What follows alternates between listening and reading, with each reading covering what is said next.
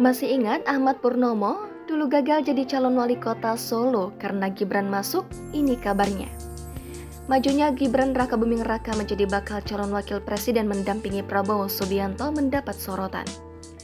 Pasalnya putra sulung Presiden Joko Widodo tersebut baru menjabat sebagai wali kota Solo selama 2 tahun. Nama mantan wakil wali kota Solo, Ahmad Purnomo, kembali mencuat lantaran pencalonannya sebagai wali kota Solo tahun 2021 gagal. PDI Perjuangan lebih memilih Gibran yang baru masuk partai dibanding Ahmad Purnomo yang sudah berpengalaman. Lalu bagaimana kabarnya terkini? Ditemui di salah satu tempat usahanya, Purnomo mengaku kini menyibukkan diri dengan mengembangkan bisnis yang sempat ia tinggal saat menjabat sebagai pejabat publik. Purnomo mengatakan awal dirinya terjun ke panggung politik kota Solo sekitar tahun 2005 silam.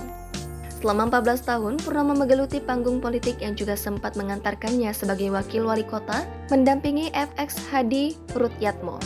Bahkan jauh sebelum itu, Purnomo juga menjadi sosok kompetitor Joko Widodo kala akan menjabat sebagai AD1 di periode kedua.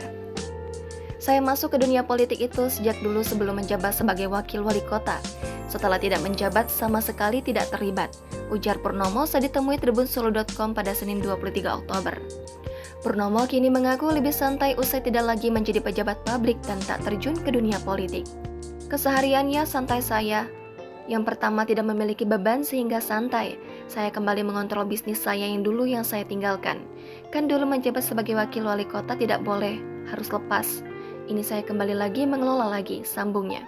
Menekuni banyak sektor diakui Purnomo sangat dinikmatinya, baik dari dunia bisnis hingga perpolitikan. Semuanya saya nikmatin dulu, pas terjun ke dunia politik saya nikmatin. Setelah tidak ya saya nikmatin, pokoknya semuanya saya nikmatin gitu loh, dengan selalu memanjatkan puji syukur, urainya.